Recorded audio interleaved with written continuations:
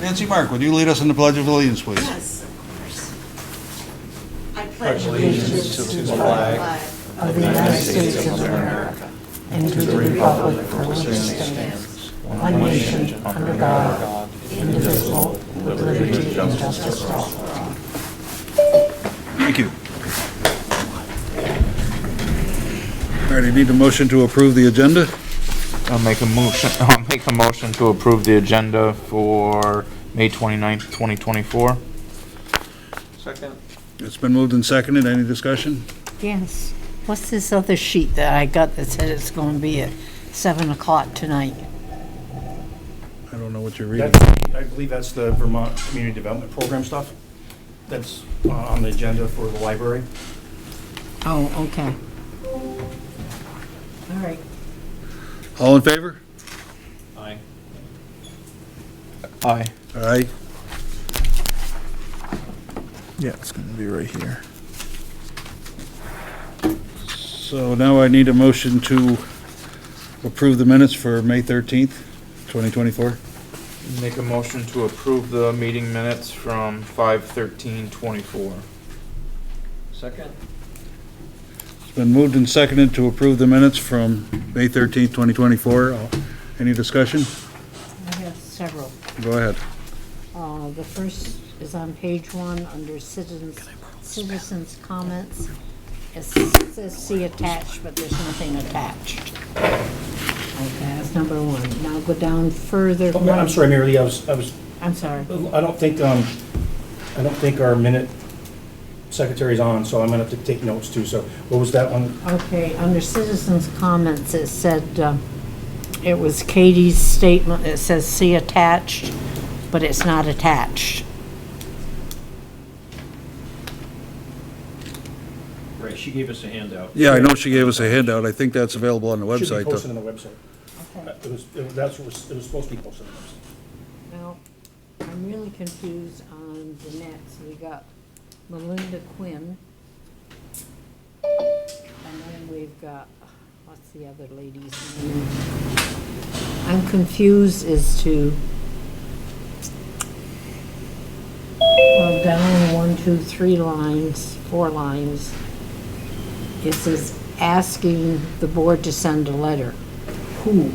Melinda or the other lady? I don't think it's clear as to which one is asking us to write the letter. Well, the other one isn't a lady. That's Lindsay Waterhouse is a man. He's the one that did the appeal. So Melinda Quinn would be the one asking for the board to write a letter. Okay. I wasn't sure which one was which. The next page under recreation.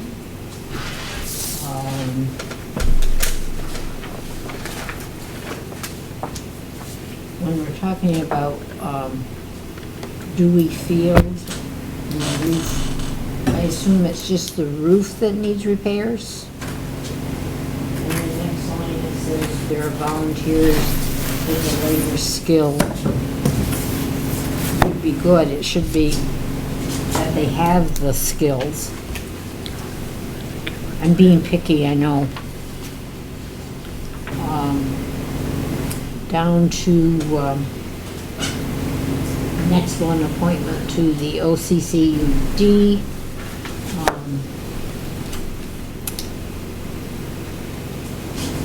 Down to the line, it says L. Cadwell explained it should be to the board after a public comment question of what it is for.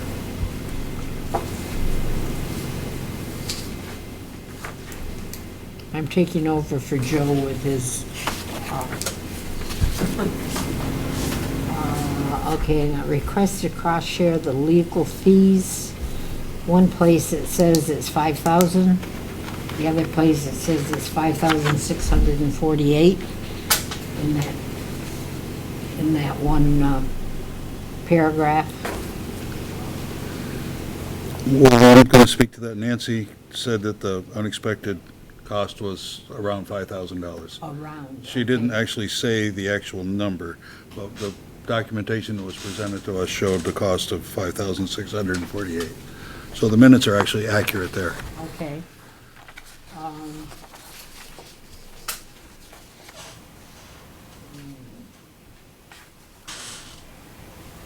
on the very last page, under action items, this is letter to environmental court. M. Brown will handle, not M. Jones. That would be M. Brown, Mike Brown, or Mark Brown. What's your name, Mark? Okay, M? I just. No, Mark Brown volunteered to handle that, remember? No, I know, Okay. that's why. He did. It just seemed like Mike Jones would have to be the one to write the letter, so that, Mike just a and question. Mike and Mark collaborated on that I letter. didn't do anything. Mark did it all. Actually are very, very efficient and maybe underappreciated by the community. Administrative assistant took care of that. Karen does a wonderful job. Okay, any, Saw my pickiness. I had nothing. Mark, I have nothing. is Bob online? I think it's 6170s, Bob. I believe so. Yes, that's his phone number. Bob, you all set with the minutes? I'm going to assume he is. The only one I want to change is on citizen comments and concerns, the first paragraph, second line, it says that interested parties to take the matter to the environmental court, it's the Supreme Court. And then the second sentence there should have something in there that reflects that it's their opinion or her opinion, Katie Culpo's, not a fact, that there seems to be an issue with the height waiver of the permit process. So her opinion states that it seems to be an issue, might be more appropriate. That's all I had. Does that make sense to you, Mike? I just got the Supreme Court part, so what, is that the next one down? Next sentence, second line, There seems last to be three an issue. words, there seems to be an issue with the height waiver. That's her opinion, not necessarily a statement of fact. Correct.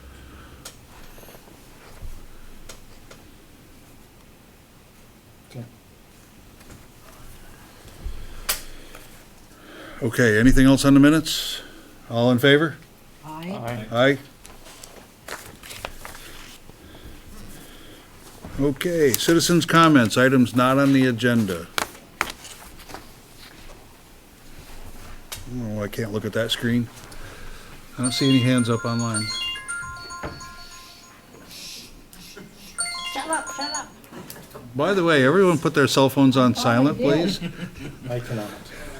Oh, I did. I turned it off Okay. once and turned it back on to look for those minutes. All right, if we have no citizens' comments, we're going to move on to police update. Chief Mantello. Did we skip one We here? skipped one. I did? VCDP, library Look, project. right there. He might not have the update. Right there, Vic, there's two pieces of paper. There's one of those, top one. My apologies, Chief. Nancy Mark, I Yes, believe you're up. Thank you. Please don't be worried about this. It looks quite imposing. And would it be all right if I put it here? Sure. So that, okay. So,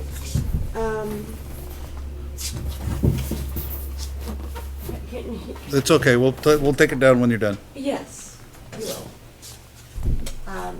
Thank you, Mike, for scheduling our hearing tonight. Final hearing is required by one of the grants that we have for the elevator project for the Vermont. This is the one from the Vermont Community Development Program. And I know you've heard all about it, and I know you've been very supportive. So we wrote a grant for $100,000, which would be put towards our elevator project, which is, gosh, now I think maybe you can't see. But it includes this addition to our library, and which houses an elevator and a new handicap access bathroom. And it's been, for us, a very powerful project that we raised $980-some thousand with some donations and grants. Vermont Community Development Program gave us $100,000 with a grant. And that was specifically for handicapped access and for the elevator. The reason I'm here is because this is actually a grant that has to go through the town. because that's a requirement by the Vermont Community Development Program, because we are not a town, actually, entity, the town is. And I say that because that's why the town has already approved us writing the grant and applying for the grant. That was done a few years ago with the select board at the time. And now we have a final condition. Is that your understanding, Mike, that this might be final? And there's a piece of paper, Mary, Nancy, that I handed out to you. Yeah, I did see that. So there should be a piece of paper in front of you that has an explanation of this. I know that Handed out. It's on your desk when you sat down. on my desk, oh, well, I'll refer to it and maybe I may have more of share them, that yeah. with me. Thank you. For me? Thank you. Thank you. Here, Dick, pass those down. And thank you for doing that.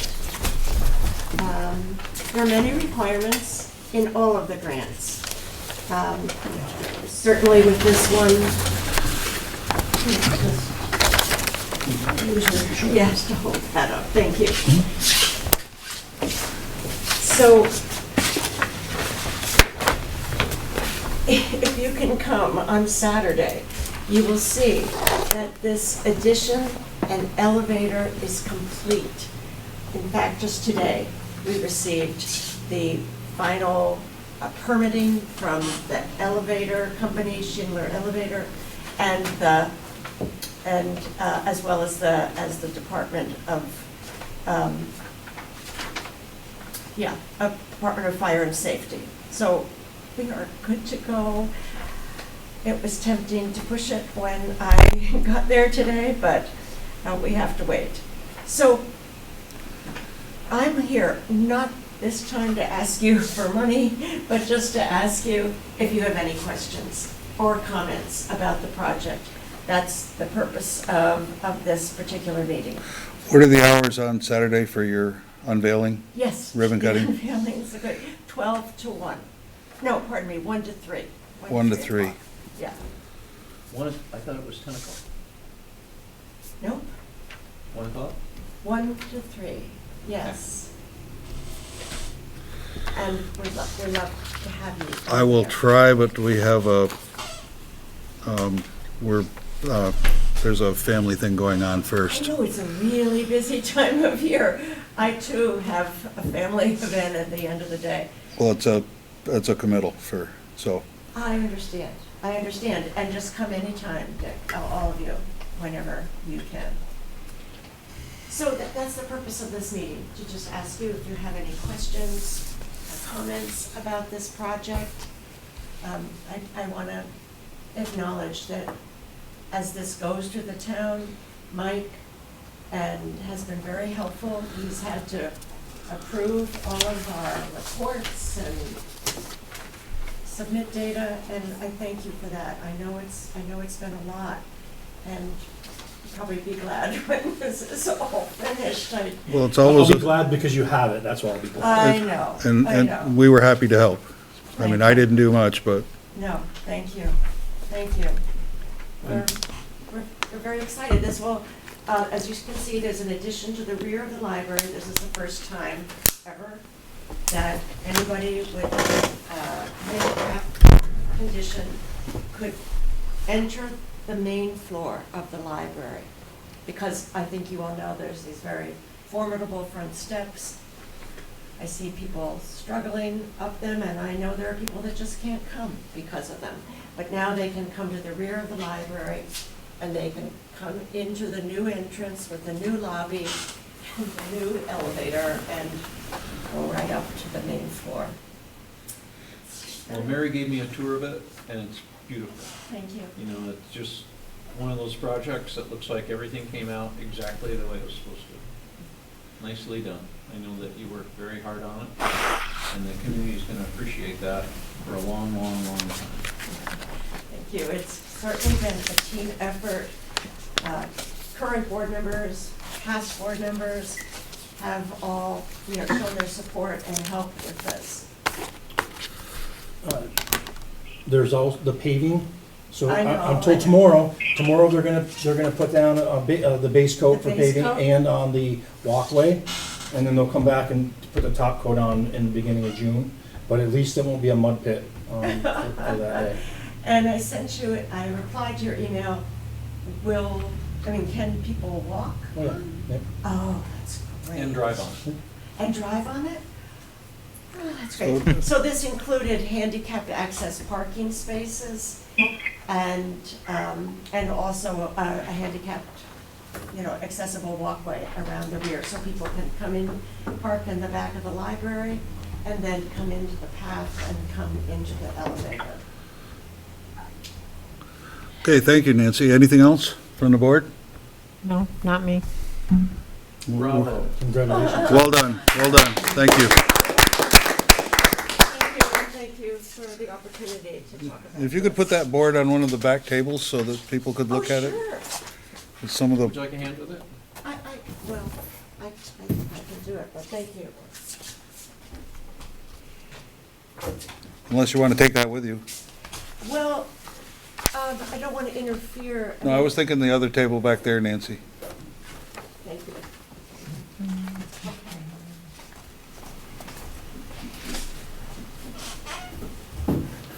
I would like to at least, You remember, yeah. I want to take a look before. Bob Spalding, is that you on Zoom? It is. Right. Okay, now we're going to move on to the, thank you again, Nancy. Well done. Thank you. Chief, now you're up. Good evening, Board. Good evening. Okay, so this won't be too long. You've got the report for April, right? So if you kind of go through there, really nothing, we pretty stay consistent in what we have going on with the different things, whether it's directed patrols, agency assists, property watches, suspicious person, they went up a little bit. And I suspect we're going to get more of those each month. Traffic stops went up a little bit. Any questions on the calls of service? No questions. Arrests, we're even. We had 10 last month, same as March.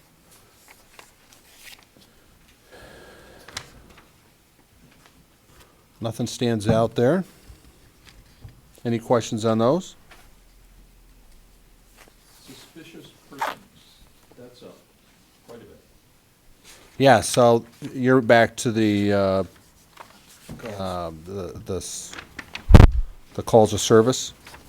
So the suspicious person or circumstances are the calls we get where people call about somebody that's suspicious. Could be circumstances. Why is there a car there? Why is this person hanging around? We saw an increase of 8 since last month. So I kind of projected that. I was telling my officers that I think the summer is going to be busy with that. So there you have it. That's what that means.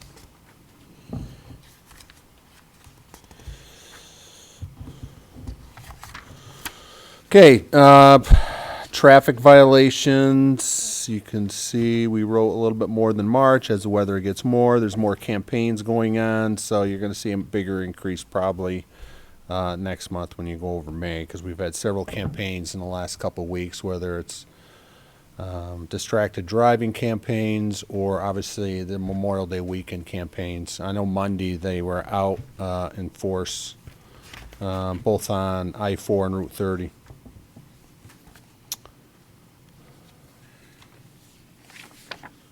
Calls of service at Castleton, we had 4 in April. May, you're probably not going to see a whole lot. They did graduate last weekend. Traffic was heavy. We were out there doing that. We had no issues with social events that occurred during that weekend, really. We really think in the last 3 years since COVID has been relatively minor stuff compared to what we've had in the past since the first 6 years I was here. And kind of going through some of the notes that Justin and I kind of went over. We talked about the property checks, the areas that we're committed to see more, especially in summer activity. It's the green dump area, the park and ride, the Crystal Beach. Those are the hot spots. Like right now, during the day, there's still quite a few people out there, parked along the side. Some are fishing, some are got boats out there. Some are hanging around on top. So those are the things that we're looking for, trying to keep that down. And I've also seen an increase of what we call start and stops with tire tracks out there. You're going to see Creek Road. Yeah. So we try to target those areas. One thing we haven't put out yet is our our speed carts. So there's obviously several people have been requesting them. I had a resident at West Castleton because we had one way out there, and I told her, I said, look, we're trying to get them out. So we're probably a week behind that. Normally I try to get them out before Memorial Day weekend, but obviously not. So we're going to probably get them out, maybe get one out this week and get the other two next week. We're going to put one on Creek Road. We're going to put one on Drake Road. We got a piece of property up there that gave us permission to put it on. Because I know Drake Road has been consistent in wanting some stuff targeted up there. And probably Route 30 South. The reason is because, I don't know if you knew, Mike had tasked me a while ago to get a traffic study on the intersection at Castleton Four Corners about the speed, the 40-mile-an-hour zone. They sent out a letter. They did the study.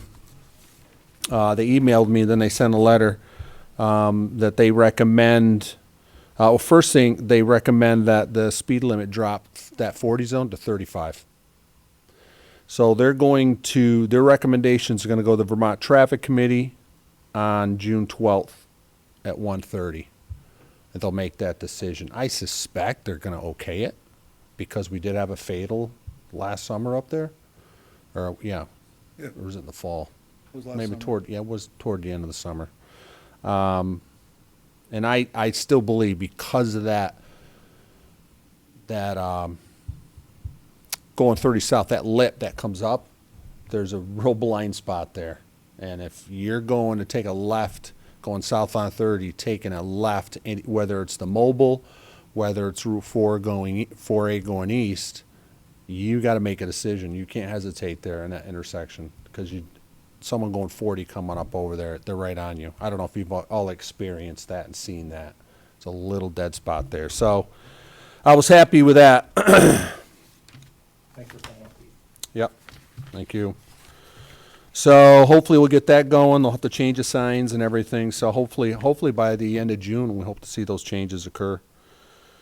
One thing we have seen, I know that we made a note in here, if you look on the second page of our notes, that we have had a lot of calls from other towns for complaints that nothing to do with Castleton. We have people walking in here because they know that we're here quite a bit and available. So whether it's from Fairhaven, Hubbardton, Sudbury, Poultney, probably average. I think what do we count? I don't think we did put the count in, but just on the average that I'm seeing during the week is probably 7 to 10 a week. Really? Yeah. I mean, there's people really wanting more police coverage, and that's something that I was approached by several towns. I'm not okay with it. It's a huge endeavor. I don't think there's a lot of reasons, and I won't get into all of them, but so we're seeing that more and more. We direct them, obviously, to the resources that they need to contact and so on. North Road, we've been really focused on that as a summer. We will try to cover more on Say So with the rodeo traffic because we do get some complaints from that. And the highway safety grant that Justin did submit in April. Looking for 100% funding on our radar units in the car. We won't know for a couple months whether we get that or not. And it's 100% covered, so it's an equipment grant, is what it is. And actually, also he put in for a pole-mounted radar unit, so maybe we can get one out of that. We talked about those 4 that we really wanted, so that's one thing that we made sure that we could apply for. So we did put one in there for a. That's why it's so high, because each of those are like $4,500. So.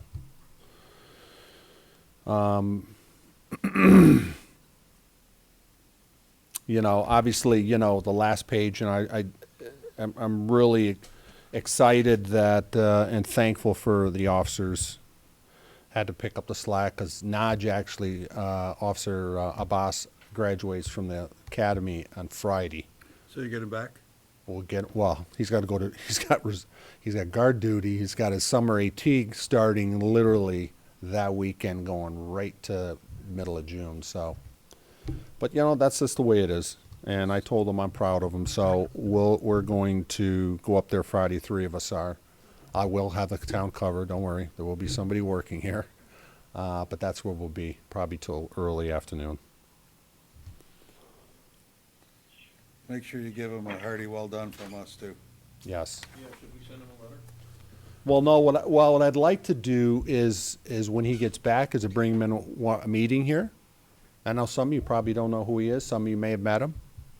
Not, I don't know, because he did work here almost 2 years prior at his level 2 status. So this is a level 3, which means he should be able to do everything for the most part. So I was going to bring him in anyway. I think that would be good for you all to congratulate him in person and meet him. One last thing, the noise ordinance. So I was able to talk to the Bombazine Inn people, talk to basically the entertainment people, which that particular licensing is under 2 people. Andrew out of 3rd place and his partner Eric. They were there. I talked with the manager that was going to be there. They did purchase their own noise meter, but I said mine was better. But I went over the whole noise ordinance, really discussed where they should do it. Last weekend was their first official opening. Didn't get any complaints. I talked to residents, at least 2 of them, the concerned ones, and explained to them the process, that if we got a call there and it seems loud, they go to Pine Street, the public access to the closest to the property line without going on private property has to be 70 decibels or lower. If it's higher than that, I told my officers to go, and as I told also the facility there, the manager, that we would warn them to bring it down. We'll lower it down, give them a thumbs up. Okay, that looks good. Now, if we get a second complaint from them and it's over 70, then we start the civil violation piece. I think that's fair, because I think it's just new for everybody. So I want to be fair with it, and I still have to talk to the lodge, although we don't really get any complaints on Route 30 from residents, but they were interested in knowing what it entails, because they do have bands there in the summer. This But- is at 10 o'clock. No, actually, the decibel can be any time, with the exception of, there's exceptions in the noise ordinance. Have you seen that? I did read it. I don't Okay. have it, man. Yeah, it does have the exceptions during daytime, like, property maintenance, work, exigent circumstances beyond the hour, like if we had to get our equipment because we had a flood and we had to fix a main or something like that, that's different. We're talking basically it's focused on music. And it's also, I left some discretion on issuance violations to the officer. So we're trying to focus, because the noise ordinance originally was geared toward the off-campus parties, really. That's when it was kind of created for. This is kind of new with this whole decibel thing, so we'll see how it goes. So last weekend, we didn't get any complaints on it. So I was happy, actually, because I was gone for the weekend. And so, any questions on what I covered? No, I have none. Anyone? Bob? Yeah, I just got one question for you, Chief. Sure. If our police officers stop a car up on Route 4, the highway, Yep. they write a speeding ticket, what percentage of that has to go to the state? I don't, sorry, Bob. I don't believe it's a big percentage that goes to us, a very small compared to down here. But most of it would go to the state because that's a state highway. And it's only, the only time you can write it is under the Title 23 VSA 1004, which is for interstates. And they were up there for that highway safety thing on Monday. That's why if you saw them up there, there was two of them working, and one from Rutland County and then one of ours. And then the other officer was on Route 30. I think that's probably when I saw him, yeah. Yep. I was just curious.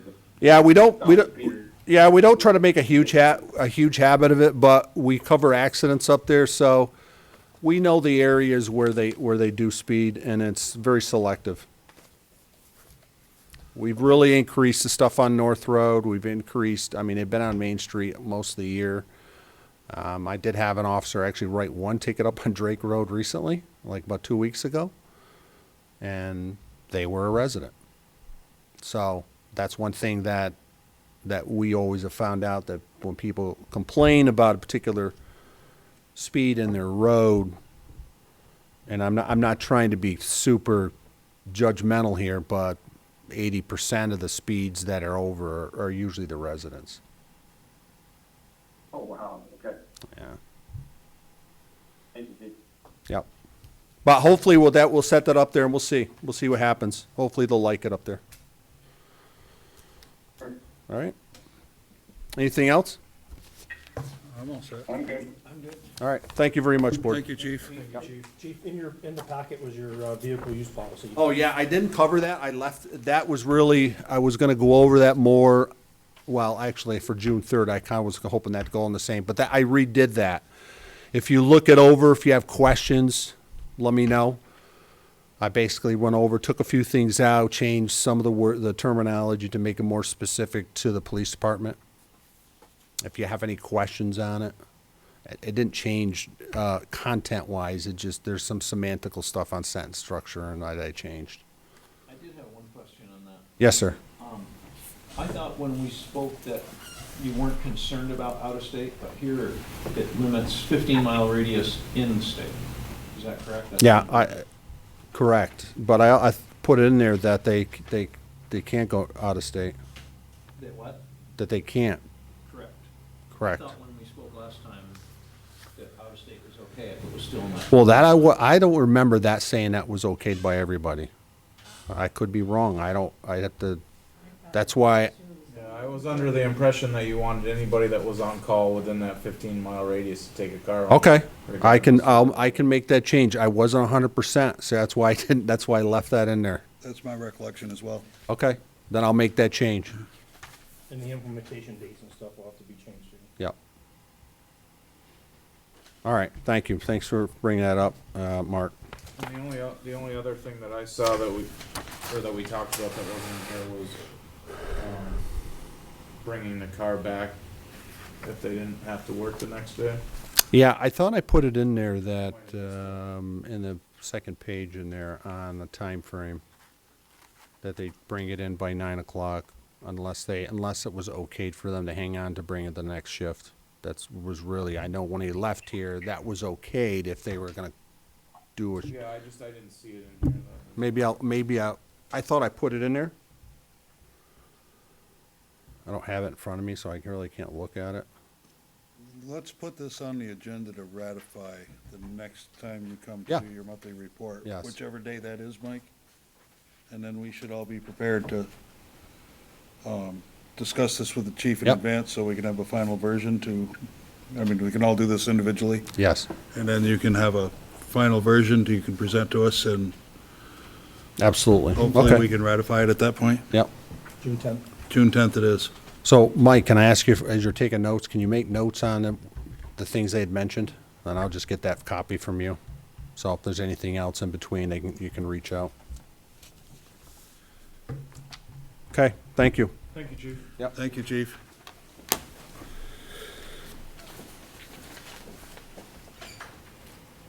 Okay, Mike, let's talk about sidewalks.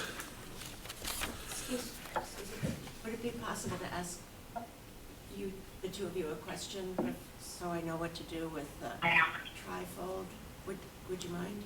Sure. Yeah, so I can leave it here, or I can take it with me. And if we leave it here, maybe Mike, you could take it back to the town office and I'll pick it up tomorrow.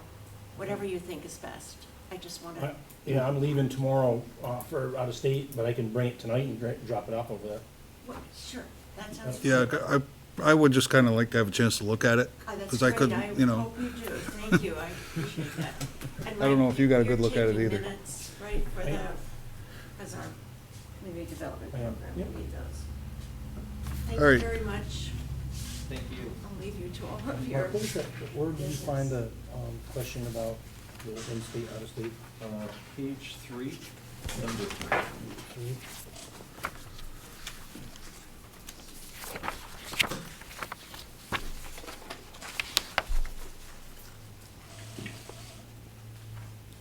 I spent quite a lot of time reading about police take-home cars, and there's a lot of different angles to it. A lot of communities are allowing officers that live within 15 miles and in the community to have an assigned car all the time. And there's a couple of real positives to that. Of course, you need one more car because that's assigned to that person, but the maintenance costs studies have shown is much less because the officer takes ownership of that car and treats it better. It's a recruiting tool, and if they live in the community, you're getting the additional visibility of that car somewhere else in the community, but conversation for another day. It is. We're going to talk about sidewalks now, Mark. Okay. So, Mike, I think you should kick this off. Okay.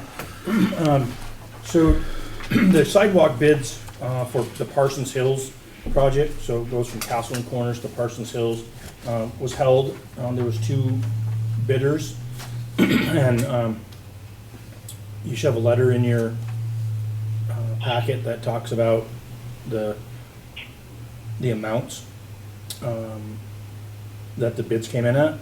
And in my report to you, I mentioned that the grant that we received, it's a small-scale bike and pedestrian grant with a 50% cost share on it. It was half of it, $92,400. If you add that 2 together, it's still less than the lowest bid that came in from Champlain Construction. So now we're at a crossroads again, with prices being always going up farther than inflation, and 2 years ago that price might have been good, or the bid may have come in at what the grant was for, but it didn't this time.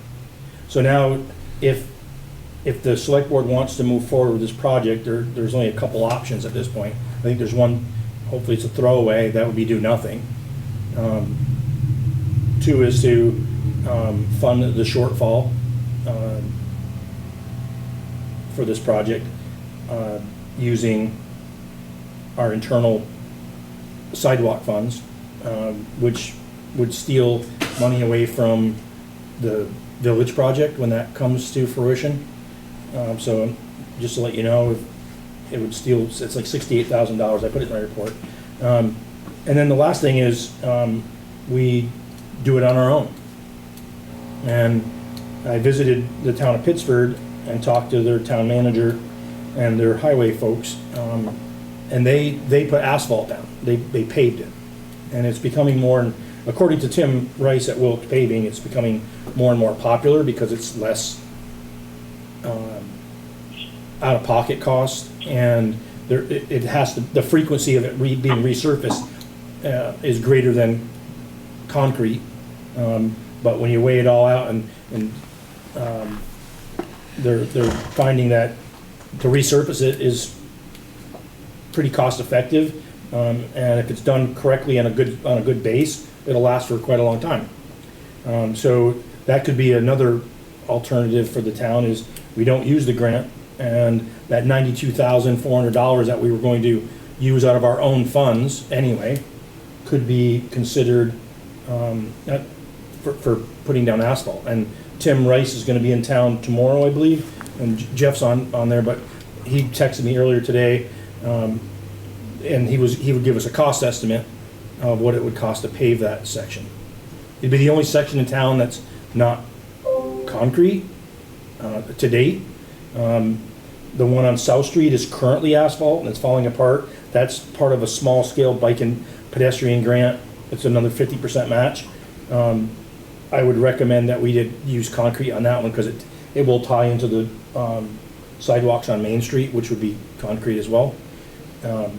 So any savings that, once we get the cost estimates, any savings out of that 92,400, if it doesn't take that much to pave it, that could be applied towards that South Street project, because if the South Street project holds true with what the costs are that came in with this one, it's gonna be more than the 190, or 180, 180 something. $185,000, that's part of the grant. So, I just think, I wouldn't take it up, I'd ask that you don't take it off the table, that, we don't make a decision to award a bid on this right now, to either Champlain Construction or to Belden Construction, until we find out what it would cost to pave it, and give you a chance to ask some questions. I could probably get Tim here or on Zoom to be able to answer some questions if you had it.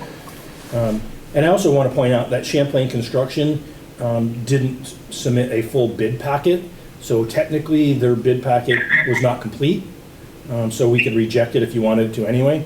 But I bring that up because I always look at contractors and say if they don't follow the instructions on the bid packets, which are very specific, is that going to bleed over into their work on the project? Could it, may not. Just wanted to bring it up as a point. So I'd ask that the board takes no action on it until we can get some estimates for the paving or using asphalt, and then I'll come back to you with the financial pieces of what we have available for all of the project, and how it could be divvied out, if you're amenable to that. Okay, four questions, real quick ones. Sure. First off, we still have the right to refuse any and all bids on this project, correct? Correct. Second question, do you have any expectations as to what the paving bid amount would be for this project? I do not. Okay, third question, if we did decide to award it to, if they gave us a good number and we decided to move forward, could it be done this year? Yes. And approximately how long do we think it would last versus concrete? Like 10 years instead of 20, or? We're probably talking in the round, before it has to be resurfaced, probably 10 years. Because it's not high traffic, it's not like a road Yeah. where you're gonna put heavy trucks and stuff on it. It really comes down to the sub base and how thick we make them. You're doing 2 inches, not good. If we're gonna put down 4 inches of asphalt, it's gonna last a lot longer. But it really comes down to the base. That sub base and the base has to be really well done. And that, So Wilk is gonna quote the sub base and the pavement. correct. And what are they quoting for a sub base, do you know? It'll be gravel, I mean, but it's How fun. deep will they go, do you know? Well, right now, 18 inches is the minimum we wanna go. And And it has to be done anyway for the concrete. Right. So those plans are done. So we could take those plans for that sidewalk project and the contract, they're ours. And we could give it to whoever's awarded a bid for asphalt. So the current funding that we have right now is, $93,000 that came from, or 92 and change. Yeah, it's 92 and change, I'm looking on the, it was $92,400, is from the grant. And then, so we have to match that. We have to match it plus any overruns up to that. When we originally laid these plans out, Mark, we expected to spend 92,000 on this project, in round numbers. And we have that money in our reserve account now. or in a highway carryover, wherever the appropriate It terminology is, and actually, It's in the, you got the board and my stuff, and you guys approved the ARPA funds for it, was that one of the ones we actually obligated? for both the small scales, so that the money, we could save that Oh, money that's to for go the to the big- big project. For the big project? So if we went with Belden, we'd be paying 176,000 of that. Correct.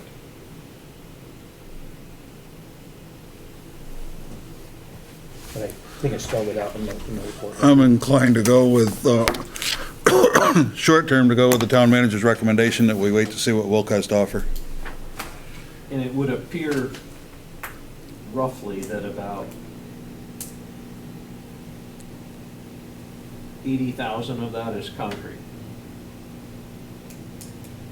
So the savings is, if the excavation costs are the same, savings probably gonna be 60,000. I did some work, some numbers before, and I come up with 68,000 is what I come up with for something. The asphalt would be 68 cheaper. Yeah. And if you took that 68,000 and applied it to the shortfall that will probably come in on the bike and ped grant for South Street, now it could hopefully make that project whole, so that, but we get to put sidewalks in both That's places. probably the more important project. Yeah, and it ties into the big $1.2 million project on Main Street. It'd be kind of, it would look, I don't think it'd be very appealing to have asphalt running down South Street into a nice new concrete sidewalk down But there. if we do asphalt, do we still get the $90,000 grant? No, we do not. And, well, I take that back. So we're probably gonna spend just as much, because we're talking about saving 60,000 if we go to asphalt instead of cement, but then we lose 90, so we're spending 30 more.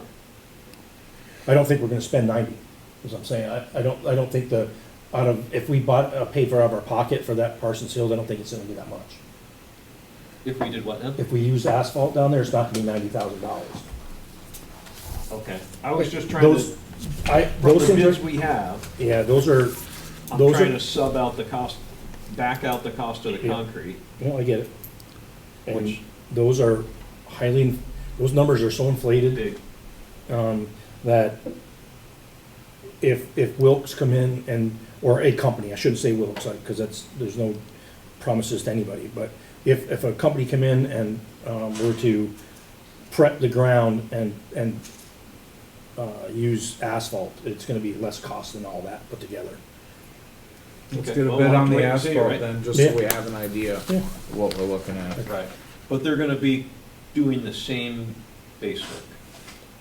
Pretty much, I mean, I didn't go through that whole, I mean, when we went through the meeting on there, but there's a lot of stuff on there that Right. tying things into. I think that we were looking at the same thing with the salt and sand shed, where when you use the grant, you gotta do things a little different, right? Yeah. This Rather state, than just pay it out of pocket. well, that is correct statement, but for this project, it's a state-funded project, so we don't have to do all the federal cross-cutters in it, that we normally would do. But I think you'll find out, you'll see when I get the quote that it'll be, we'll get the same kind of base product, but the asphalt will be cheaper, for installation.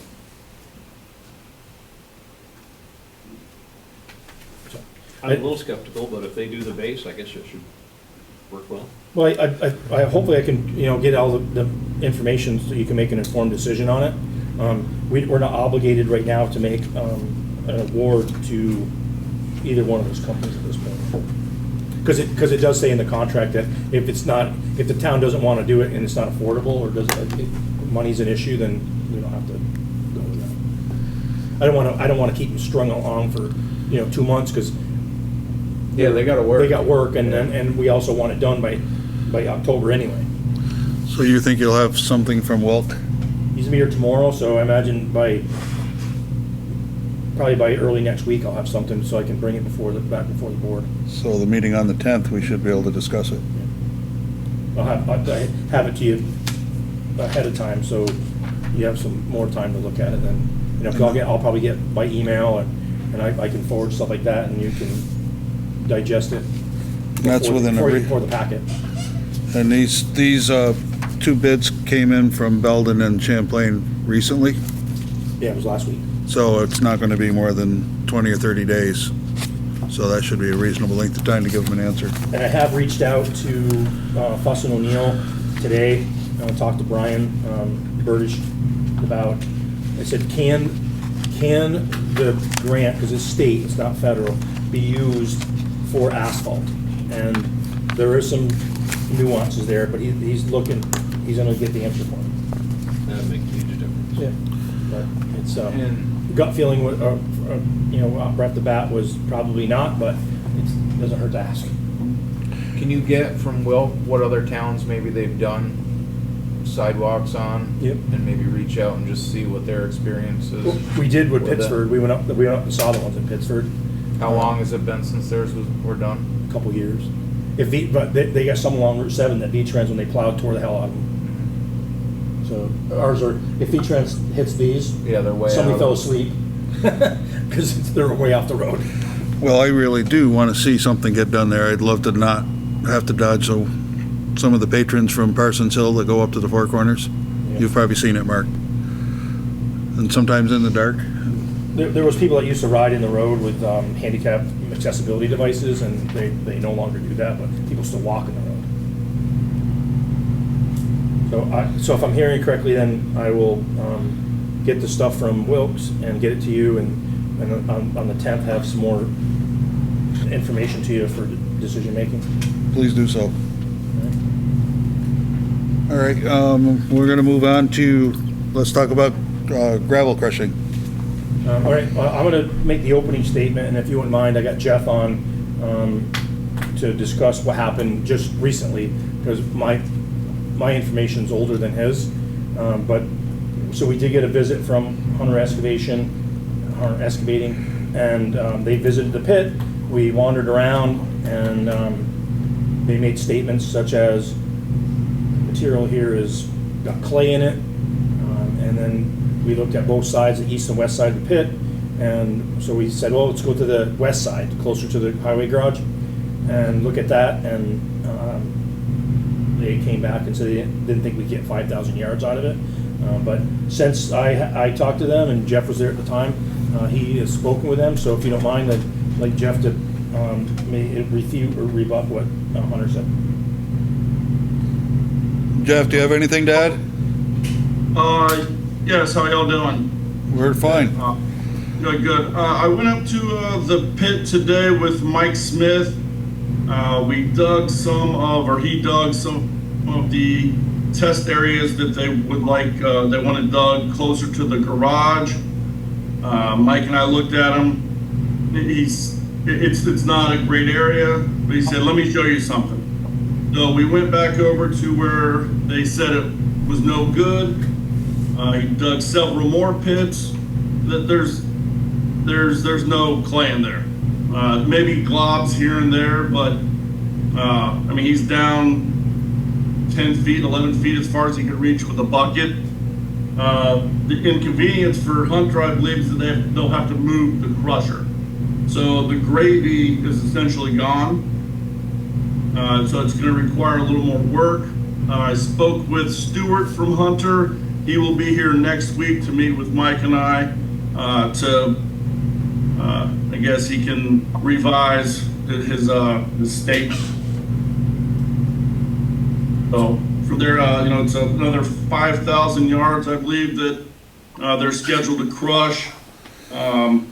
They tried to offer a swap to sell us 2,500 yards in lieu of the 5,000. I said that wasn't really going to work. So I'm confident we're going to come to a resolution. But we need the gravel. That's kind of the bottom line is. But by putting anything that's high clay content, it's so counterproductive to roads that we wouldn't want to do that. So that's why they dug those test holes. So hopefully we can prove them wrong and we can continue to dig in our pit rather than have to start finding sources to buy it from. How much do you need for the year, Jeff? I think that really varies on how much work work we're getting done with grading and shoulders. We still have quite a bit. You know, if we have good gravel available to crush on site, it's significantly cheaper than outsourcing. You know, so as long as the good gravel is there, you know, it should be used. We obviously don't want to put poor material back into the roads.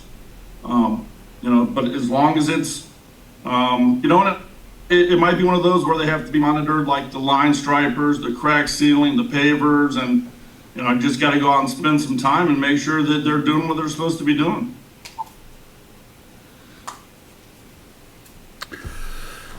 So we have not, so that's, we're not crushing at this point. I mean, there's nobody scheduled to come in until we get resolution to this. They haven't brought a machine in or anything, right? That's not, okay. Is it feasible to screen that clay? From what I saw this ground, there's no reason to. There's no reason. Okay, good. Well, hopefully No, you're right then. no. Yeah, no, from the pits, from the test areas that I saw today from Mr. Smith, there's, I mean, there were some, they weren't even the size of basketballs. They were just kind of here and there. Perfect.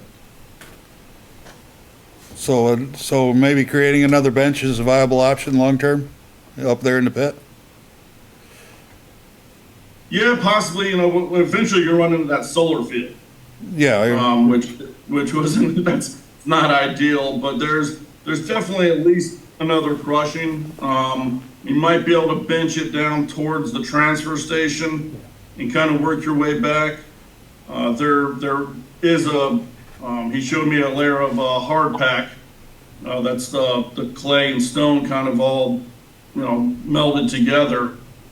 That runs underneath the gravel and pockets. So once you hit that, you know, Mike said you call it. And usually there's water there too, because it rides the water. Yeah. But one of the things that I would recommend that the board entertain is if we're gonna look at benching down towards the transfer station, that we hire somebody to come in and do some core samples, and we get a good idea of what's down there. That makes sense. Across the whole thing. Digging, you know, a million test holes across there is not really feasible. But if we can get somebody to come in like SW Cole or something like that, I'll get some cost estimates put together. But at least we'll know they'll measure the fines, and our guys really aren't trained to do that stuff. So we can get an idea of what quality raw bank run gravel that we have, and whether it's worth crushing ourselves or not. okay. So more to follow, right? Yeah. More to follow. Thanks, Jeff. Thanks, Jeff. Thank you, Jeff. Yes, sir. Yep, thanks, y'all. Okay, Mike, you're up. Manager's report. I wrote some notes before I start into it. The complaints about Crystal Haven, the common area, are starting to flow in about dock spaces and people moving people's docks, and too big the docks are too large for, they don't meet the criteria that's set forth in the agreements. So I talked to one couple today, and when I get back next week, I'm going to take a ride up there and take a look at what the complaint is. But it sounds like there's going to be some letters that go out to those that have these spaces, these dock slips, assigned to them, and send them some letters saying your dock's too large, too wide. This one complaint is their boat and their dock is 13.5 feet wide together, and so they actually picked up this person's dock and moved it so they could accommodate their stuff, because the dock slips are only 12 feet wide, and now they're encroaching on someone else's dock. This happens every year, and so I'll take a ride up there and take some photos and find out whose dock spaces they are, and send some letters out, and see if I can get some movement for people to comply. I did tell them that if they damage a dock, if somebody moves their dock, damages their dock or a boat or something, that it becomes a civil matter, that's something they gotta deal with the police on. We're not the police for that stuff, but we can enforce our own policies and criteria within those agreements. There was a complaint on Front Porch Forum about Crystal Beach, and closing or not opening. I met today with Martha Clifford, John Alexander, and Karen Stewart, and we talked about how we're gonna be able to message the public, criteria, policies. So I'm gonna draft a policy to look at, and we got some signs that are gonna be made, so that we can, and some social media outlets that we're gonna use. Martha will make the post in the morning. If it's raining and they're not gonna open because the weather forecast is such that it costs about $100 to run the beach per day, and if we're not getting $100 back, we're not really doing the town any justice. So, especially if it's raining. So, more to follow when I get back to draft a policy, but we did address the issues of it closing. We didn't get the message out there to the public. So I think after today, we've got a plan to be able to message the public and make sure it's open, and the gates down, the stuff during the day, that the cable's down, so even if they're not gonna be there at the greeting people, that people can get in there. So I think that will resolve the problems. The parking along Route 30, we still have, I think the staff has increased at the lake house. So there's more parking by employees down along that way as well. But to keep it, I think the board had agreed that dusk to dawn, kind of that terminology, that we would keep it closed. So there's gonna be traffic along Route 30, basically it's lake house traffic, without keeping that, because otherwise I wouldn't be able to lock the gate up. I don't know if we're gonna solve the traffic on Route 30 thing right now. And I was talking with Martha, and she's the one that said that it seems like there's a lot more staffing now at the lake house than there was in the past. Not sure if that's accurate or not, but does the board have any input? They want something? I'm just curious about using the state right-of-way as parking for staff. 'Cause wouldn't that be a state right-of-way, and not a four-rod road through there? It is, so anything How does that work? It'd be up to the state to enforce, if they don't want people parking there. It's certainly not within our jurisdiction to do it. If they're parking out of the right-of-way on town property and they're not impeding somebody getting in and out of something, then I don't know if that's really too much of an issue, but it's hard to get out of the right-of-way in most places through there. So we're locking Crystal Beach at dusk. Right. Because of the vandalism and everything else that's going on.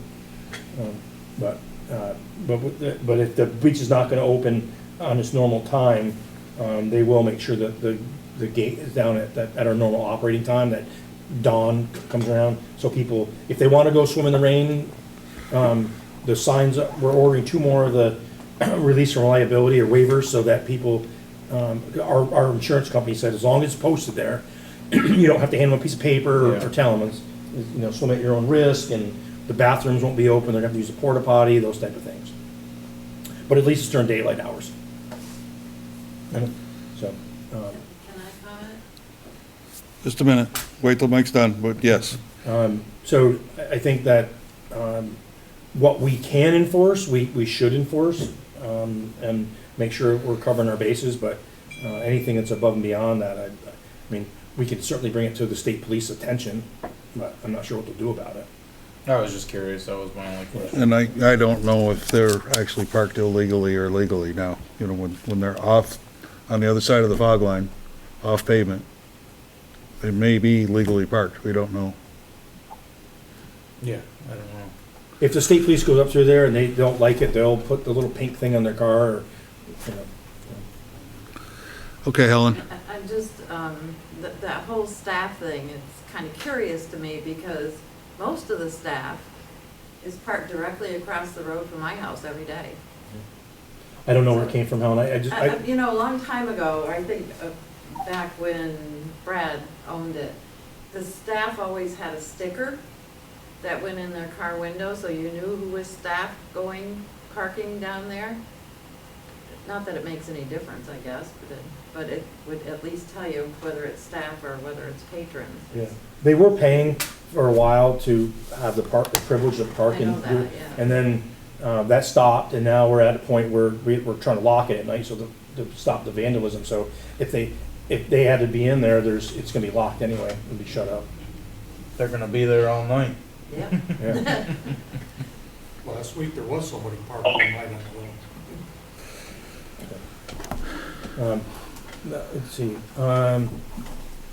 I do wanna just point out that, I don't know maybe it's HeyGov, the new program we're using, but the staff workload has certainly increased, for the office staff, and I've been working with them to try to reduce any, conflicts or take it, if it's not supposed to be in their realm, to take it out. But I also looked at where it's coming from.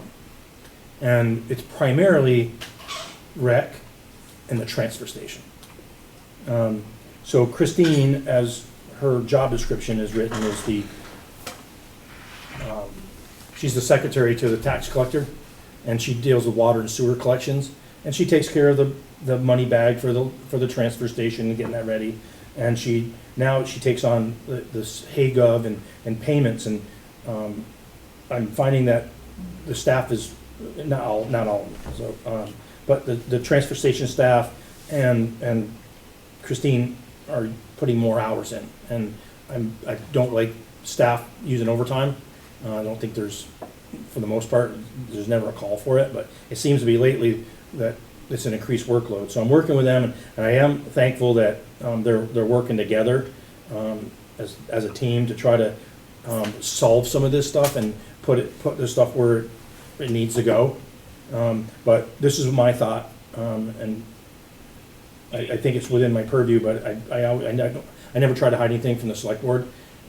Is if there's overtime needed for that stuff, it's going to come out of the transfer station and the beach budget, because that's technically where she's spending the extra time. It's not very much, but it's still something. But I think it's like our sewer. She does the sewer stuff too. That's all part of that job, but a lot of that gets billed to the sewer department because it's a business, it's an enterprise. But the other two are not, but in the budget that was 1 July, there's money already in those budgets for that. I built it in so that I can account for that, and it's not coming. So her budget line, Christine's especially, doesn't look like it's overspent because she's spending 3 or 4 at 5 hours a week sometimes reconciling beach payments and the stuff that comes from HeyGov and the money that comes from the transfer station, and it's not part of her normal job function. But that was all part of the normal job function of those other departments prior to the HeyGov, right?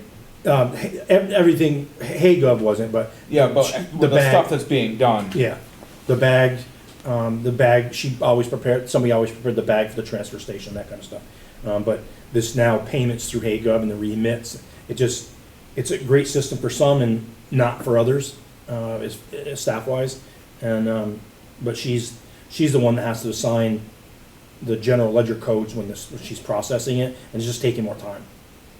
So HeyGov was great in one sense and not in another, not so good in another. But I'm managing it internally. I just nobody's complaining, but I just want to bring it to your attention that they are putting some extra hours in to get this stuff done, and they're not complaining about it either. And I thank my team, especially my right-hand colleague, Karen Stewart. She is, without her there, it'd be a miserable existence as far as the workload. So I'm always appreciative of her efforts, and I think you guys all recognize that as well. And then Jeff, I want to thank Jeff, if he's still on, the cross-pollination or inter-department cooperation between the highway department, the sewer department, the rec department, and the transfer station has been outstanding. They help each other out when they're needed, so we can't say we couldn't get something done. Somebody steps up and makes sure it happens, whether it's covering at the transfer station or working for the highway department, or helping Russ dig holes for manholes. And it's been really pleasant to see a group work together. like they have, and that's a true public works, it's not siloed, and everybody just does their own thing and says, sorry, it's not my job, I can't help you. They're not doing that, and that's very appreciative, it's better for the town. So that was my extra stuff, and now going into the report, we already talked about the sidewalks.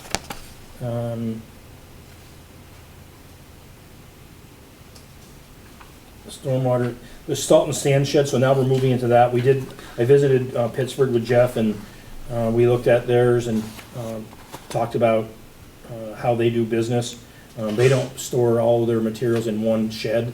They have a Quonset membrane covering for their sand, and they have these, I don't know, prefabbed concrete walls that bolt together, and that's what they have their salt in. What I'm probably gonna find out is if we try to deviate from what this V-Trans and the state allows for these salt and sand sheds, they won't be eligible in the grant. So that's where, working with Fuss and O'Neill to get some designs, and costs associated with those two things, and then look at, maybe it's just cheaper we build something ourselves.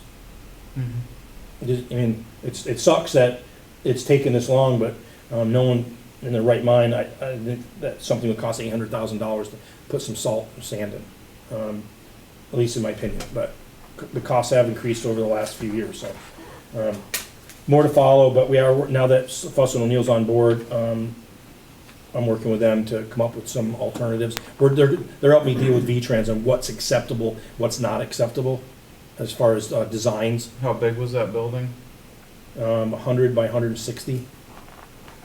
You know, I think there's other ways to skin the cat that we still get what we want, but until I get some clear answers from V-Trans on what they'll allow under the grant, I'm kind of just blowing hot air right now, so more to follow on that. We just received a letter awarding us the $15,000 for the grants and aid for the next fiscal year.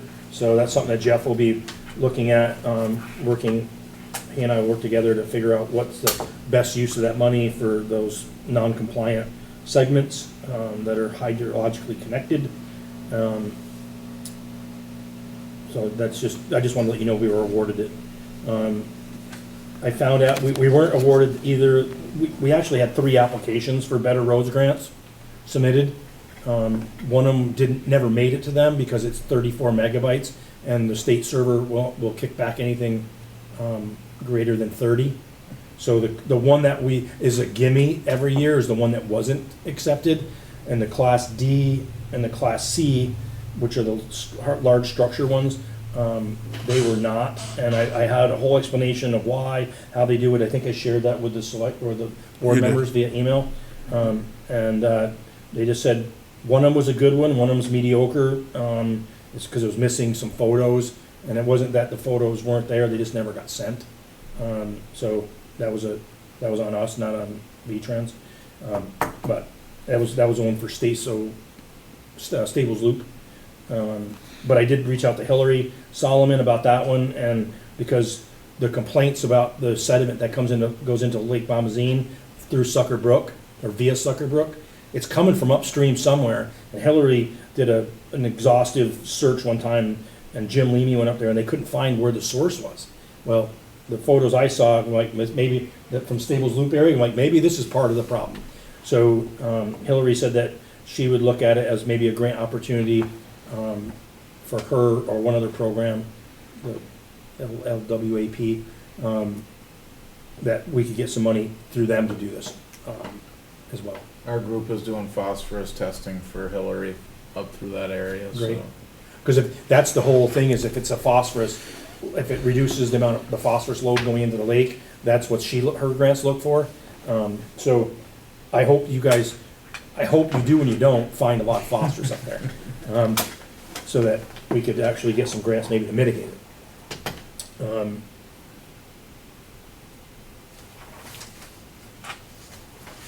I'm on page 5. So Eric Sayers got his CDL permit, So hopefully that's not in a too distant future that he'll test, and we'll have another CDL driver for the transfer station.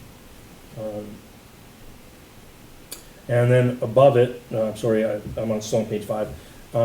I haven't seen the accident report yet from the incident in New York, where it looks like, according to Jacob, there's a big whack on the side of the truck and the canvas cover arm that looks like he hit a branch, and that's what hit the car behind him. But I haven't seen the report yet. But it has been reported to our insurance carrier, and we'll see what the report says when we get it.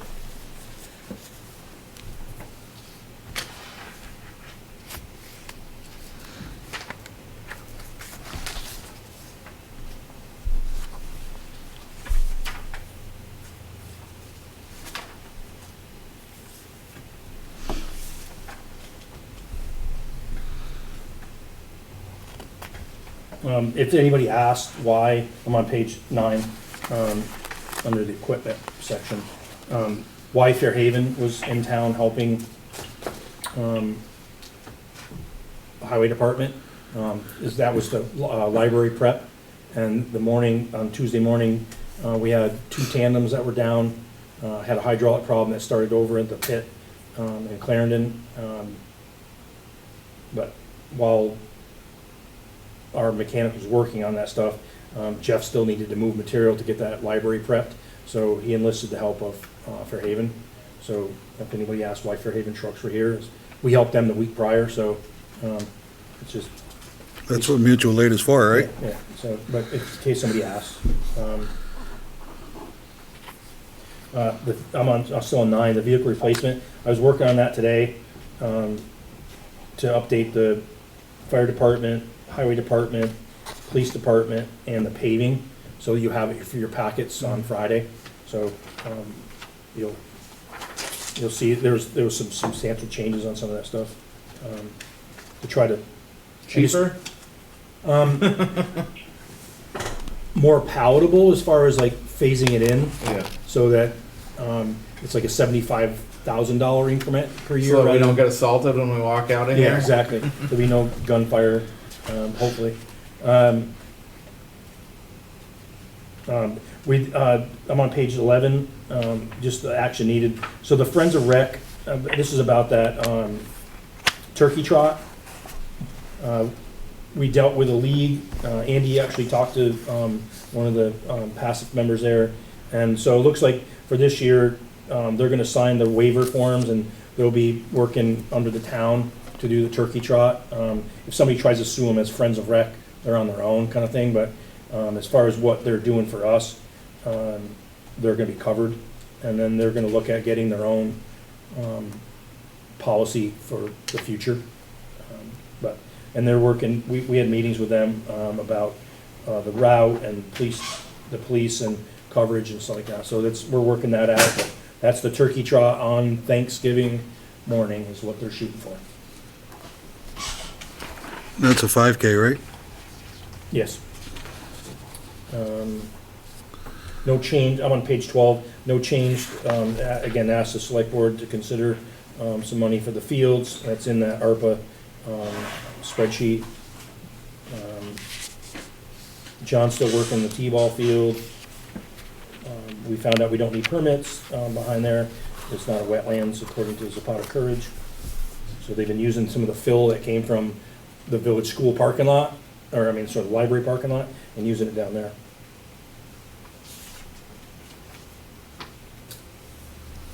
I don't know if this is good news or not. I'm on page 13 now, highway garage.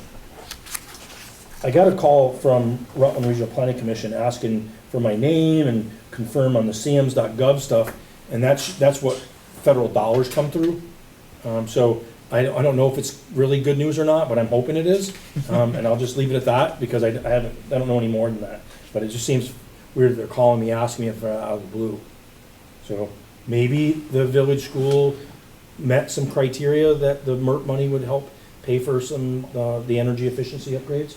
So I'm gonna remain hopeful, but don't know if it's the case. I just want to be hopeful. The generator at the, on 15, the generator at the library did have a malfunction. They fixed it from Brookfield, and they installed the block heater, so it's back up and running. We need to use it for emergency shelter. Contract for the mini pumper was signed and submitted and received. So thank you to the board for that. I just talked to Heath tonight. They're working on the pickup, the UTV, getting some cost estimates done for that. They found one over, I think I shared it with the board. They found one UTV for like 32 grand, almost 33 grand, over, right sitting in Rutland at Central Vermont Motorcycle. That was weird that they found one that close, and that doesn't usually happen. But, so when they come back to the board, they're looking at, they also got the state bid price on the pickup, like 52,000 for cab and chassis. So, Didn't they want a pickup bed on it though? well, it comes with a pickup bed, they want a flat rack. So, either you take it like it, and you sell the pickup bed and. Yeah, for put the some flat reason rack. I thought they had said they wanted a pickup bed, but. Yeah, no, he said he wanted a flat rack on it, but anyway, it came in at 52 grand. I think that's it, barring your questions.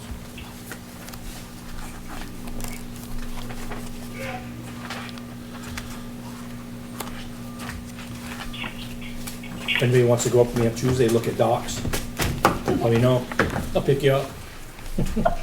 What time? I'll work around your schedule Are you picking us up at Woodard, so we're going right on to, it? Check the docks. sure, Has that place been surveyed up there? more than once, but people keep moving the pins. That's what happened here, somebody moved a pin and drove a wooden stake in the ground. Because I've seen the plot for that, and I don't believe that there's enough land for the amount of pieces of property that are supposed to be there. There's the number of spaces that are on the map, not all of them are usable, which is a complaint by many, that they get assessed at 30,000 onto the property value and they can't use the dock space. But, They're 6 inches deep. yeah, some of them are just And is cattails. it 8 or 12 feet the docks are? 12 feet wide, the space, but there's a limit on the width, 4 feet, and I forgot the length, 18 feet or something like that, for it's written right in the thing. Some of these docks now are 4 feet wide, 5 feet wide, 20 And the feet boats long. are 10. What's that? And the boats are 10. Yeah, Right, when those slips were made, boats were 6 feet wide. Yeah, Now they're 10. yeah. Those pontoon boats can eat up some space. a 16-foot Glastron was a big boat back then, you know? Yeah. So, but I mean, there may be something the board has to consider later on down the road, but right now, we just deal with this year to year. It's like the complaints start in May and end in late September, and they're quiet all winter, and It's a rush to get your boat in first so that your neighbor doesn't So- have any space to put his. Some years are worse than others. Yep, absolutely. We're gonna move on to, well, when you're done, Mike. I think I'm done. We're gonna move on to, purchase orders, but I only see 2 out of 3 here, Mike. What I don't see is an original for All States Metric. Or It's on All the States floor. Material. For the calcium chloride. I don't see an original in here. I know, Jeff, did you submit the purchase order for that calcium chloride? Or is that just, or I brought it before the board for approval? I've got a copy, then we can, Yeah, I think that, We can make the motion. It was beyond my spending, so it needed to come before the board. yeah, but I don't have the original. I do have a copy, so would you do the honors, Rob, for purchase orders? We can work off a copy anyway.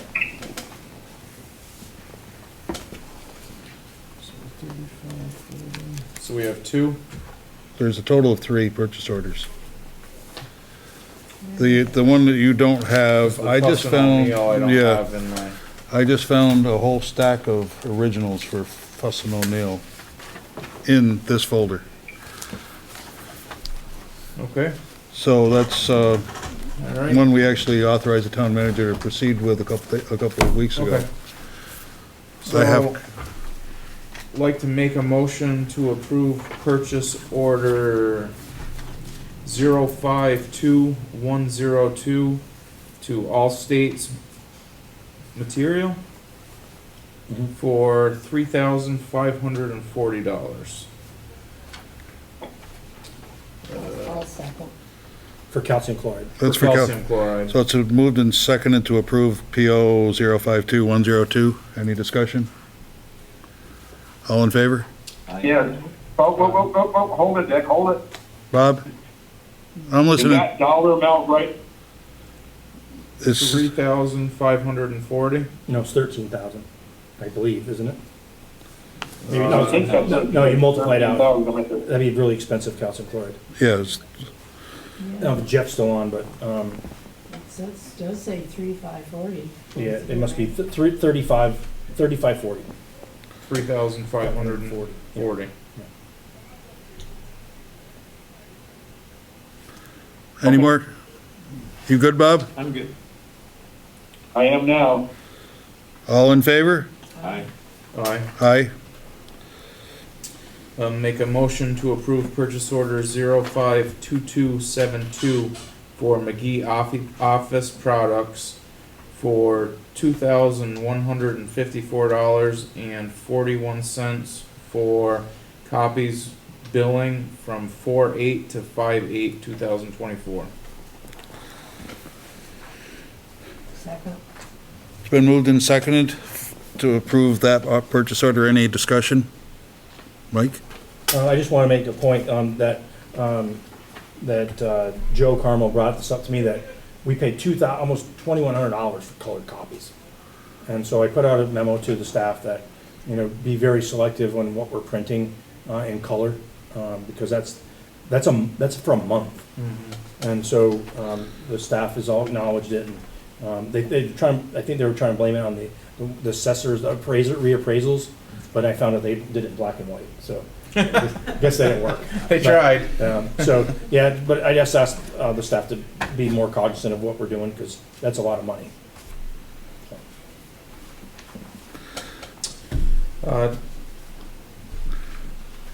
Like to Oh, make- we gotta call the question first.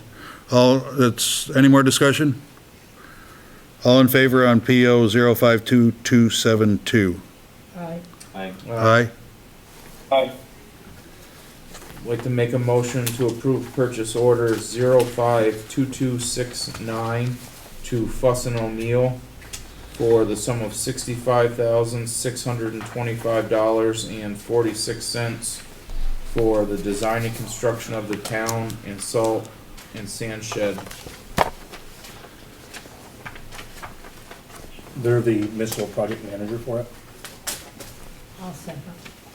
It's been moved and seconded to approve the purchase order for the design construction of the salt and sand shed. Any discussion?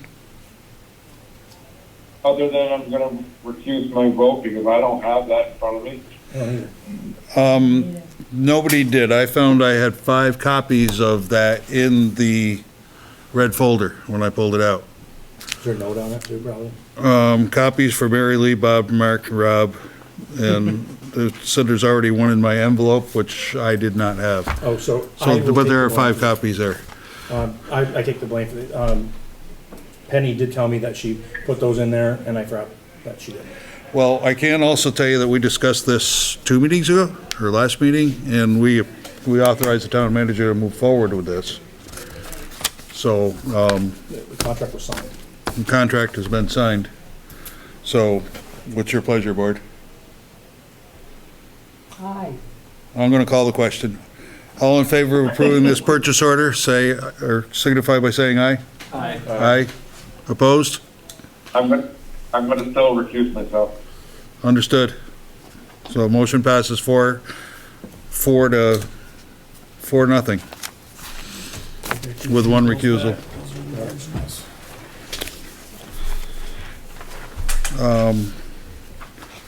Now we'll entertain a motion to approve the warrants.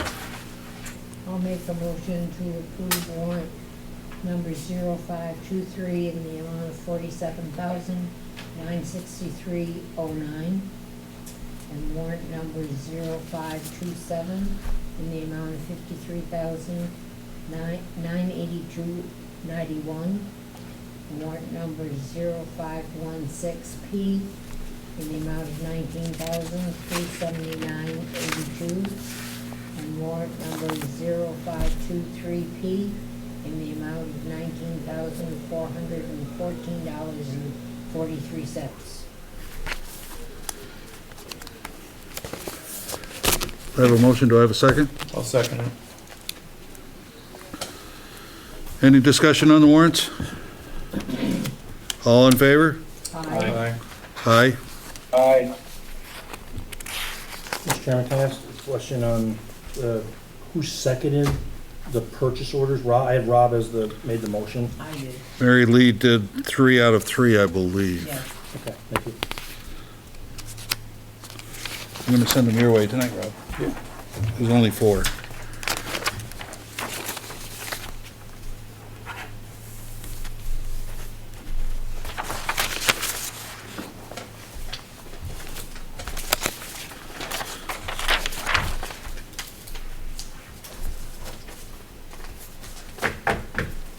Did I sign one in your spot? Just cross out your name, put mine, and sign in my spot. I think that'll be legal. I don't know why I did that. That used to be my spot when Jim was here.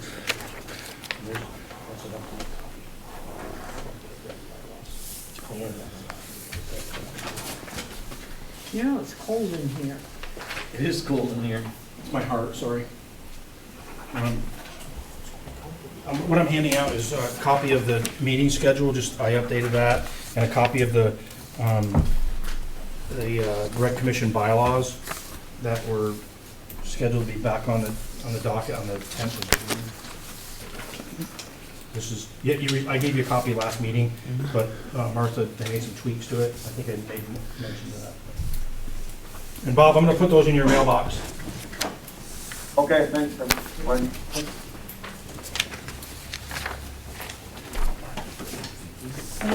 Thank you for this, Mike.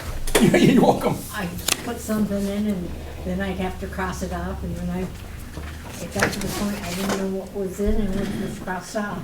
Well, hopefully it's accurate, because otherwise it'll be not worth it.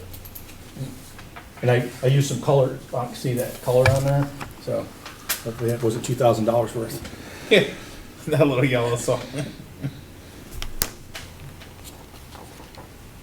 You could do a highlighter quicker, you know. Yep. And I have those too.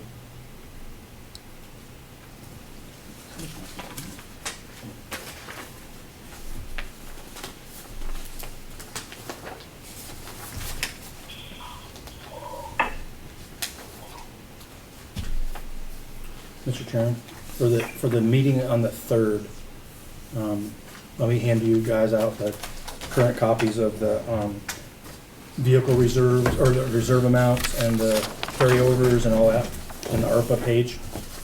Yes. I'm definitely gonna need the ARPA page. I'm gonna touch on that briefly during select board comments, so. Are you gonna have something too with the cost of the paving? Just a quick update on the cost of the paving. You're talking about the The Just September monetary 3rd. amount, you know, like it used to be 200,000. Yeah, I've got it. That's what I was working on today. Okay. That one I got finished in the fire departments. I'm still working on highway and police's dumpster. Now, on the June 10th one, at 6:30, is that the only thing that's, zoning thing, the only thing we're discussing? What's it say on there, Mary? I don't have a copy. Oh, you're The right. public comments on UDR and regular scheduled rec commission bylaws for, select board review. So are those the only 2 things that are gonna be on that? Well, it'll be the regular schedule. I'm not sure what will come up. There's bids for propane and heating fuel that are gonna be on that meeting. I just put the major things on there. I guess what I'm asking is how much time is the public or us are gonna have to talk about the new zoning? They're not zoning anymore, the UDR. Yeah, we haven't done the agenda for it yet, but there'll be, I think we usually keep at least 30 to 40 minutes on there for the public comments. And that's also a regularly scheduled select board meeting, so we'll have our normal housekeeping, purchase orders, warrants, citizen. I be out of here by 11. a.m. Yeah, I think there may be quite a few comments on that. So we may want to consider, and we can consider starting early that day. I don't know if we want to do that or not. I think the UDR stuff was warned for 6:30. But if you want to start the meeting earlier, you could do some of the stuff, and at 6:30, you'd kind of have to shift, go to that. We put that on the agenda for 6:30, but you could start it at 6 if you wanted to, and get some of the stuff out of the way. But you got the sewer at 6:15. That's right, we do a sewer on that too. Yeah. Kind of going earlier than that. It's gonna be a late one, that's all. Well, we'll try to keep the agenda as short as possible. So, all right, let's move on to, do we have any action items or items we need to follow up on tonight? Or are we in pretty good shape right now? I know I have a bunch of stuff. Yeah, you've got a list. I saw you writing it, so I know you know what's on there. Select board comments? Bob, you first. Just wondering if Mike found anything out about the 556 Main Street in regards of the state signing off on. I talked to Jim, I got a phone number, I did send them an email. It's, oh my God, it's the Rutland office, there's somebody, it's a gentleman, not a woman. Anyway, I'll forward you the email, Bob, so I haven't got a Okay. response, I haven't got a response back yet. Okay, sounds good. That's all I have. Mark? I have a couple things, just to make sure I communicate clearly with everybody. I met with Katie Colpo last week. When she was here, she said she wanted to meet with somebody from the select board. So we sat down and talked for 2 hours. I thought maybe that could move a little bit closer, but I don't think that it was really productive. We had a nice conversation, but wasn't productive. But I just thought I'd mention that. We spoke about that communication building shed that's up at Crystal Beach. I talked to my friend at Consolidated. He thought it was probably worth $200 a month. For $5,000 for 20 years, isn't that? Yeah. For that, I would think we'd tell them, no, just take it off the property. What's the point of it? But It wasn't so much the dollar amount there as I was worried about some of the conditions they were asking in their easement. And that's the part that I had a potential issue with. I think that the easement would have to be defined. Correct. If we just say you have an easement to put that at Crystal Beach, they could put equipment anywhere they wanted, right? They could start parking 40 trucks there overnight if they wanted. And start telling us what we can't do with our own property. I did send that to Merrill, to get an opinion on it from tomorrow, so I'll wait that. Okay. Anything else, Mark? I don't know if anybody saw the article in today's paper about Brandon, the town of Brandon giving out 2 small business loans for startups in town. And the town manager said that it was USDA money that came from a long time ago. So it's not taxpayer money that's in this fund that Brandon controls. And they loan it to businesses that want to start up in town. So I called the USDA to find out what that was about, and apparently that's a program that has long sunsetted, but that they had some other options. And I didn't know, Mike, do you know about anything like that? Is that something that would be worth pursuing for our community? I don't know a lot about what's out there now. When COVID hit, there was a lot of discussion about using that money for doing business plans and, you know, but Rutland Regional Plan, I want to make a note, Rutland Regional Planning Commission has a pulse on that kind of stuff. Or the new Cedar, that's probably the better one. That, you know what I'm talking about, that Yeah. it used to be Rutland Economic Development Corp. And the Chamber of Commerce merged. It's called Cedar now. I'll reach out to them. You know, maybe there isn't an opportunity, but if, it appears Brandon has $100,000 that sits in an account, and if people want to open a business in town, they can apply for loans of $10,000 or $20,000. And you have to have a business plan, and that's vetted by another state agency, and if they say the business plan's good, they award the money. But they get paid back too, You have to pay it back to that fund. which means the fund stays in existence. The fund stays in existence, and it's not local taxpayer money. I mean, obviously, it's taxpayer money. Yeah. It doesn't come from the sky, but it doesn't cost the town anything. And, you know, it could be one more carrot to try and attract some business to town. And along the same line, did you ever have a conversation with Michael Rosen about his 2 properties? I did not have a conversation with him. Jim Leamy had the conversation with him. So if you know, if you want to reach out to Jim, he can tell you exactly what was said. You're talking about Old Iron Lantern and the old food store. Yeah, he talked to him about it. I'll call Jim. There was a real estate agent that was interested in the Coon store. And Nancy. Yeah, and she talked to him, and he wanted too much money according to her. You all set, Mark? All set, thank you. Mary Lee? One quick question. The trees on Main Street that were being trimmed by not us, do we have any authority over that? I would say because it's in the town, it's on town property and town trees, that we do. Okay, I'm too old for this, I guess. What right do someone have to use their own equipment if there isn't even their own trees?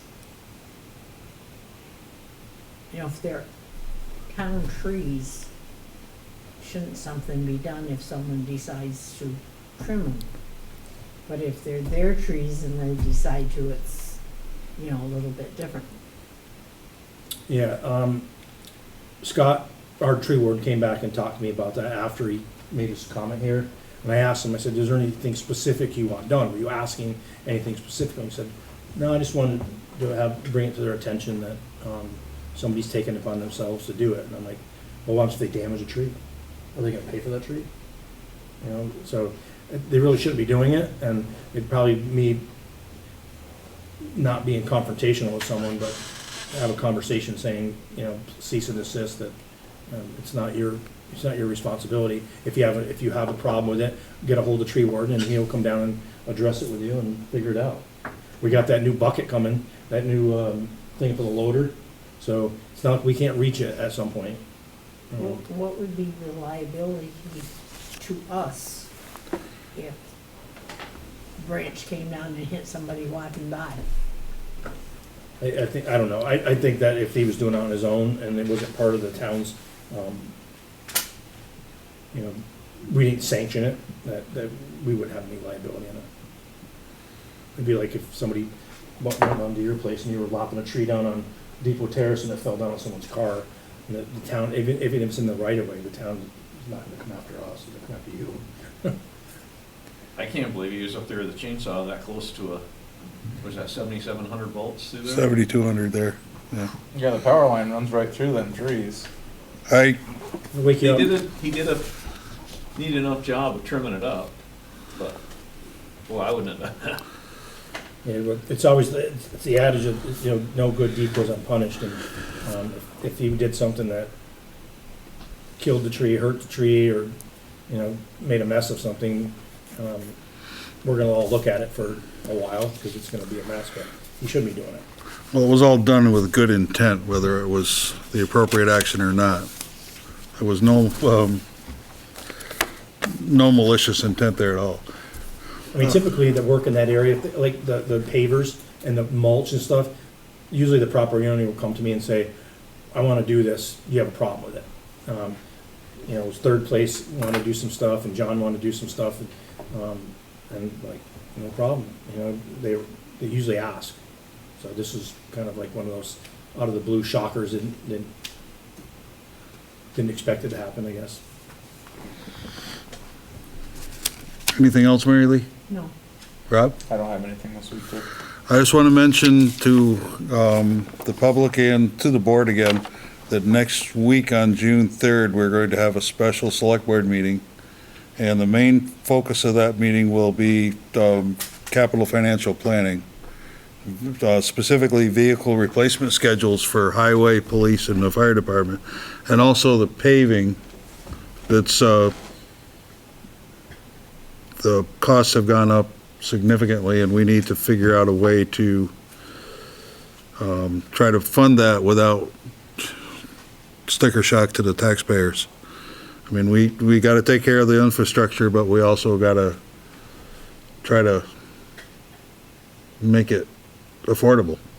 So that's, there will be a discussion by the board for at least 15 or 20 minutes, followed by a 10-minute period for public comments, and then followed by we are going to briefly discuss and possibly approve the purchase of another police car, which the money for exists. So that's all I have to say on that. We'll talk about it next week, but I want to make sure the public is aware and everyone is reminded of what that meeting is all about. And that's all I have. That's just coming Monday.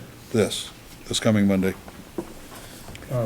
Dick, on this sheet I handed out, the little yellow block, that was on the date, it says June sewer meeting TBD, to be determined. That's to try to put it on the 24th with the bus tour in that meeting. There's really no time. So I wanted to get the board's desire on how they want to. I need to have a second meeting in June for the sewer budget, so that hopefully we can ratify the sewer budget, and then sewer bills can go out on time in July.